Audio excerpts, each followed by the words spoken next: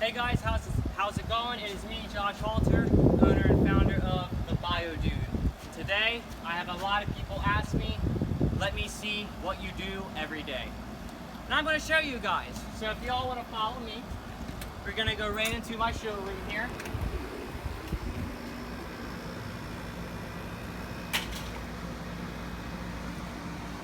So, as you can see, this is my office. It is my paradise. So, to start this video, I really want to thank every single one of my subscribers and of course all of my customers for continually supporting my endeavor of the BioDude. It is nothing short of a miracle that I am here doing what I love to do with everything that happened with the closing out of Genesis in 2016 and getting where that I wanted to be. And it's really is a great feeling. For what's coming up in the future for the BioDude, at the beginning of the month in September, I am going to be getting the warehouse next door, so I will be expanding my square footage to 3,000 square feet, and I will be opening up a distribution center that is going to have my branded, printed out boxes that I'm going to be distributing into Canada, as well as all over the United States. With growth and with a new concept being promoted, there are growing pains along the way. With that being said, one of the biggest challenges as a business owner that I face is making sure that my product, leaving me, getting to my customers, is in the same shape and quality arriving to you guys that it is leaving me. And one of the hardest things to do is shipping the springtails and isopods and getting them there as populated and healthy as they would be being picked up or delivered via FedEx overnight.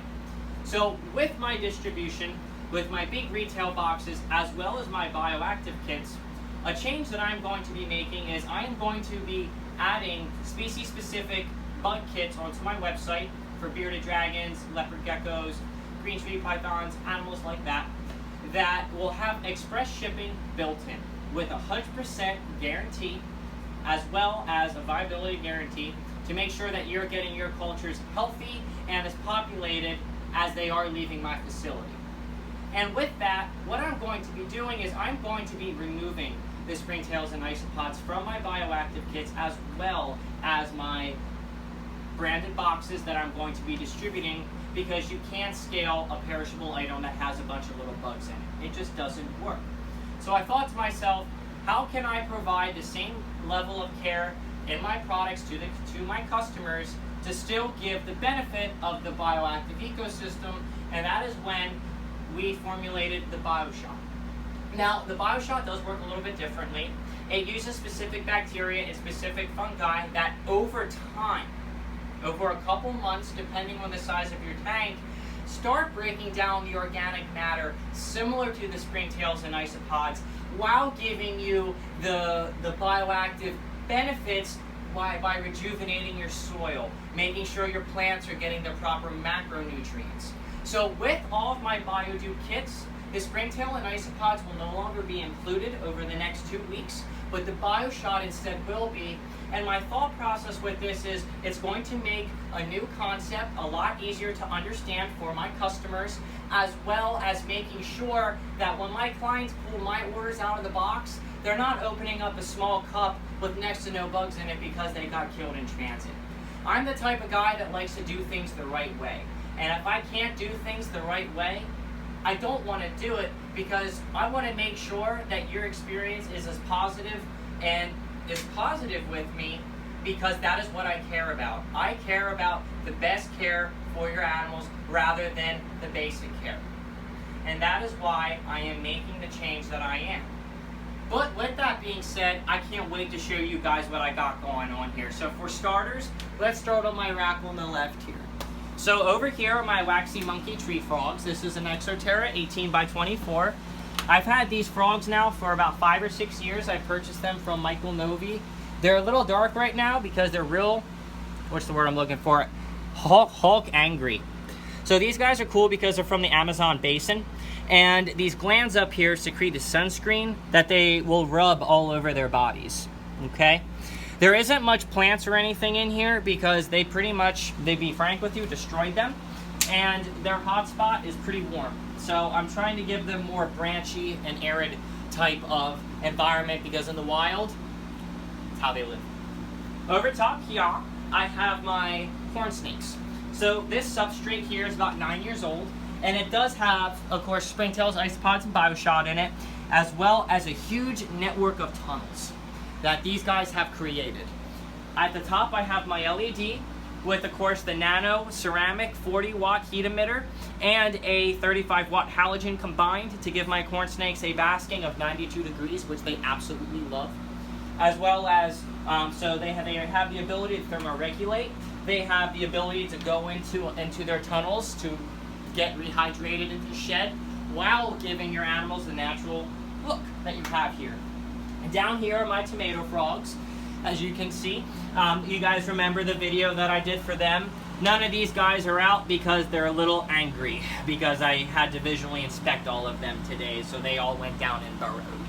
I have my 16-inch LED at the top, and then over here I have probably one of my favorites. I acquired these guys from Sean Harrington, the Frog Whisperer, about 3 years ago. They're called ocellated skinks, and what I love about these guys is they're very, very intelligent. They have a network of tunnels throughout the entire vivarium, and they're live bearers. So I woke up one morning and I found 8 little bundles of joy in here. Look at that. Isn't that freaking cute? Oh, and you can see them all piled there together. These guys are really communal. You know, they do great in groups of like 5 or 6. So you can see one of my boys right here. You know, what am I doing to you? And then you can see the perfect balance of the Sahara. So this is what I like to talk about. You see how it's dry on the top? You have about 1 inch, and then it starts getting moist the further down you go. But you can see all the pockets where air is going from point A all the way down to point B. So then we're gonna go right here. This is my cinnamon tree frog paludarium that has cinnamon tree frogs and starry night reed frogs in them. These frogs are all captive bred, as well as have been dewormed and tested for chytrid and rana. I only recommend mixing species if you absolutely know what you're doing. You need to look for bullying, out competition, all that good stuff. All life stages of tadpoles are in here, from baby tadpoles to adult tadpoles, and I would say there's probably close to 60 or 70. Where these frogs are is beyond me. They are all over the place, but I got some Java moss growing off over the ghostwood here. I was going for more of a simple tank. The water is very dark, and that's how I wanted it to be because it's tannin rich to benefit the tadpoles. Here's my Borneo eared frog enclosure. You guys saw me build this. The best part about this tank is right after I did that video, it leaked all 3.5 gallons of water all over my new floor. And so this tank that when I bought brand spanking new is defective. I'm waiting for the 36 by 18 by 24 to get here, which should be here next week. Correct the Sun 5.0 at the top with my 22-inch LED. And as far as where these guys are at, you know what? They're out probably sleeping right now. I don't really see any of them. And then down here, I have my fire skinks. And they love this vivarium because there is a deep, deep layer of firma. And they have a huge network of tunnels through here. Huge network. Over here is my leopard gecko. Has a 5.0 CFL, as well as a 22-inch LED and a ceramic heat emitter. I do not have an under tank heater in here because I have seen him come out and bask at nighttime, believe it or not, right up top of that piece of ghostwood right there. I have some oregano growing in here, some different aloes, some earth stars, a bunch of different isopods are established in here with, of course, the bioshot, as well as some superworms were established, and you can see one of the metamorphosized crawling around in there, completely harmless to the gecko. And you can see my little dude right in here. He's actually sleeping in his cork, and he's getting ready to come out because he knows the lights are going to turn off in about 10 minutes. Excuse me, 30 minutes. So then we're going to go to my paludarium right here. This is where I grow out a lot of my different tree frog tadpoles. I actually had about 150 baby red-eye tads drop into here, so I have the filter turned off because they don't like the fast disturbing water when they're neonatal. But in here, I have my moss fusion. So you can see some of my moss fusion right here growing onto the cork tube, or excuse me, the cork floating. Here's a plant that came out of the fusion. I have no idea how it got here, but I put the fusion there, and then out comes this beautiful little fern. I have a terrace fern with some arrowhead vines established in here as well. And some more aquatic plants. Here, El Dumpitos, my dumpies. Probably one of my favorite tree frogs in my collection. I have bred these guys a couple times. They produce enormous clutches, enormous. They are a lot of fun, and they're very, very loud. This is a 66-gallon tank, and I have a total of 7 of them in here, and they're thriving. I have my 22-inch LED up top here. A Reptisun 5.0 is actually on the way for them, as you should be giving dumpies some UVB. It's just one of those things that there's a very specific fixture that I ordered, so I'm not going to pull it from the warehouse just yet. Here are my Chinese gliding frogs. So I actually bred these guys not too long ago, but I lost all of the tadpoles about 3 days after, you know, they laid. I don't know what I did wrong. I think it's something with the vitamin and carotenoid balance. What's interesting about these guys is that they have webbed feet, so they can glide like a flying squirrel. So eventually, they're gonna get a big outdoor enclosure. These are one of my favorites. A big outdoor enclosure that allows them to really have enough space. I purchased these from Sean Harrington, the Frog Whisperer. I got a lot of animals from Sean. Guys, if you're really looking for a reputable animal breeder who takes a lot of care into his animals, the Frog Whisperer, Sean Harrington, check him out on Facebook. He's a great guy. Up here are my Hylomantis lemurs. These are the Costa Rica locale. Very, very hard to find. They're actually almost extinct in the wild, but not in captivity.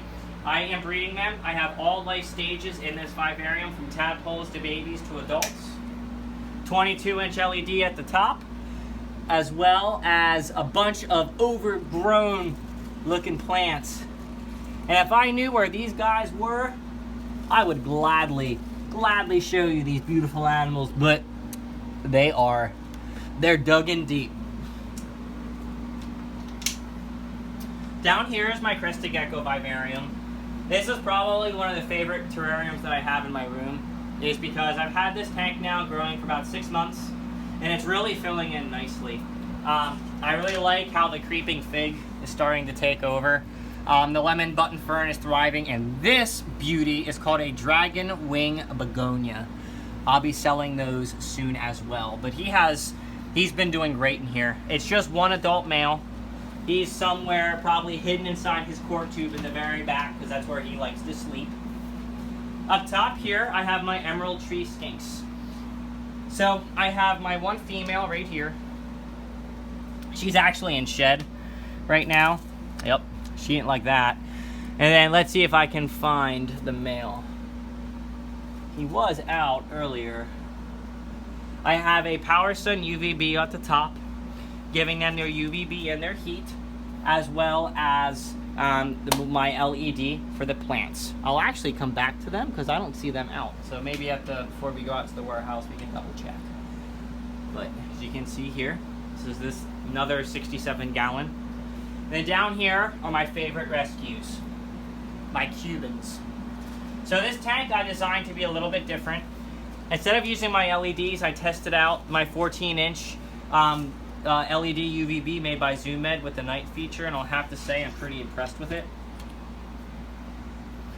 And when I got these guys, I can tell you they were not in good shape at all. They were skinny, dehydrated, emaciated. Look, he's getting mad. Yeah, I love it. Come here. Beautiful. Love them. There you go, buddy. So you can see their vivarium right here. I have their UVB 5.0, the LEDs here, and then I have the Nano 40 watt ceramic 35 watt halogen.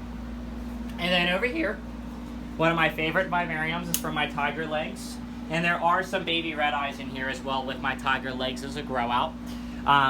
This tank's been set up for a really long time. Oh, and there's one of my baby red eyes. beautiful. Absolutely beautiful. Look, there's another one. Actually, that's a super tiger, I think. Nope, that's a red eye. The red eyes and super tigers, when they're neonatal, look exactly the same. Or pretty darn close. 22-inch LED at the top. Down here is my morning geckos and my Lucamella dart frogs. Pretty simple tank. I wanted something that was more open with more of a wood centerpiece, and I'm really happy with how that turned out. Unfortunately, after I put the moss spores on, I went away for a couple days, and my caretaker did not water them, so all the spores died. So I have to re-spore the monkey pot. And then we have a baby, my baby red eye grow out right here. You can see a couple, two on the wall. You can see one on the Brahm here. You can see another baby here. I have and there's another one here, another one here. They're all doing fantastic. I have my poster. I got this before they got caught with copyright infringement. That wasn't supposed to happen. And here is my red-eye tree frogs. So this tank has a lot of sentimental value to me. I purchased it from a friend up in Pennsylvania before I moved down to Texas about 8 years ago, Danielle? 7 years ago. And this is the first tank that her and I ever built together. I've had these red-eye tree frogs for a long time. They have produced thousands of babies for me, as well as many, many different generations of held-back adults that are still being produced today by some friends of mine. I have the Zoomit Walker attached at the very top. And as you can see, my entire room here, you can see all the tubes. It's all centralized back to here, my Mist King. I have two different pumps attached to the wall. This pump does this side of the room. This pump does this side of the room. And there's my reservoir. And I use the distilled water from my dehumidifier. Now I pay for water. So, let's go out to the warehouse. So, nobody needs to see the bathroom. Y'all don't want to go in there. So, out here is my distribution center as of right now. I can't wait until the beginning of September when I get my full other end of space. So up here is my shipping and receiving center. This is where all the orders are printed, filled, and processed. I have my employee Matt. He sits at the front desk. As the orders pile up here in the middle that Andy fulfills or I fulfill depending on the workload, he double checks to make sure the springtail and ice spot cultures are populated, as well as the order is correct. Fills, make sure the label's printed out. Of course, free goodies, discount codes, magnets, always included with orders. Here is my wood line. We have the cholla. We have Malaysian driftwood. I love this stuff. This is probably one of my top sellers besides the ghostwood. Sinks doesn't release that many tannins. Mopani, another great terrarium wood. Very versatile, very heavy. Moss grows on it, mushrooms grow on it, bromeliads grow on it. And then you have your crackwood, which is your ghost wood. You can see how detailed it is. So, about once a week, clients ask me, Josh, what's the hardest part of your job besides dealing with some crazies once in a while? I said, well, the hardest part of my job is when I get stuff like this in the mail, I don't keep it all. Because I see it and my brain just goes, oh, the stuff of the tanks I could build with this. So yeah, that's probably one of the hardest parts of my job. I have cork bark. I will always have the cork bark tubes and the cork bark flats. As of right now, I am going through 1.5 pallets of cork bark a week. I can't wait till I get my Portugal distributor lined up, so then I can offer it an even cheaper price by the pallet for the everyday pet store. Here is my different grapevine. I like grapevine because it does great in desert setups. I sell a lot of this stuff. People really like it. This is where the biodegradables are kept. So it's a little low right now because business has been busy. I've got some oak leaves. Got some spag moss. And we come over now.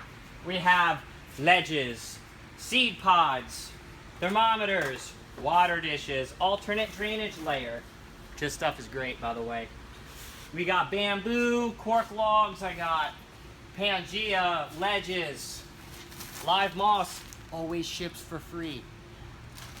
I got my media. I actually have bug grub up here, but sold out. More's got to be made tomorrow. And of course, my supplements. I will have to say, I'm very lucky to have such a close relationship with Idris Brown of Tinkman Herps, because he makes some of the best supplements that are very niche for very unique animals.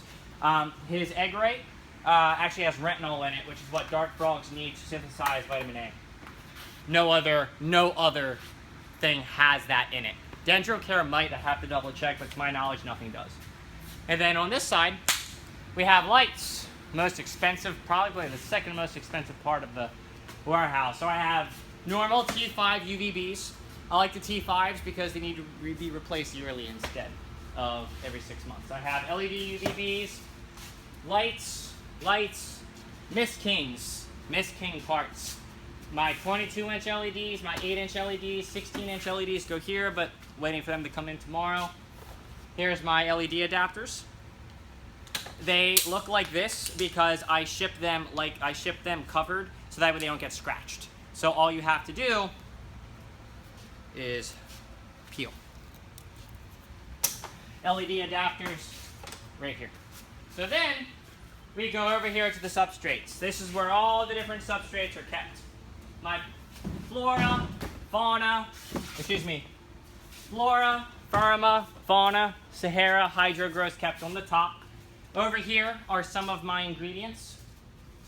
I'm not going to let you guys see some of them because I came up with them and it's mine. I have my big pallets here of my 36-quart bags, which are by far some of the most popular. I sell about 60 bags a week of this 55-pound box of Sahara, 55-pound bag of Sahara. I got my big bags of flora. So then we come over here. We have this is where all the product is made. All the labels are here. This is where everything is bagged. This is where we flow through and I manage the inventory that I make. And then we have our bugs.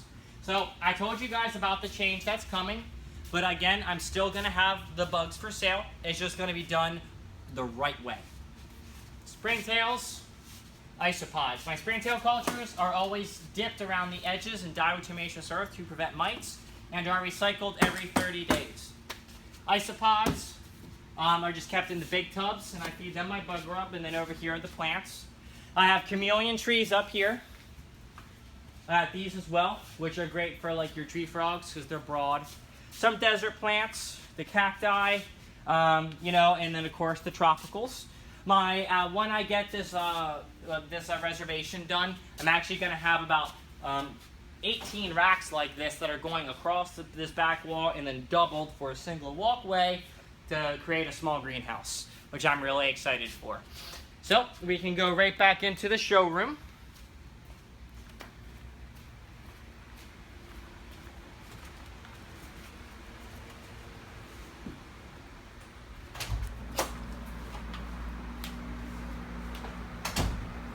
Again, guys, I want to thank every single one of my YouTube subscribers, all of my customers that have continually supported my endeavor of the BioDude. It has been a great 8 months, and I'm looking forward to serving all of you for years to come. Again, guys, my name is Josh Walter, owner and founder of the BioDude. Please visit me on my website at thebiodude.com. Check me out on Facebook and Instagram and subscribe to my YouTube channel. The Dude abides.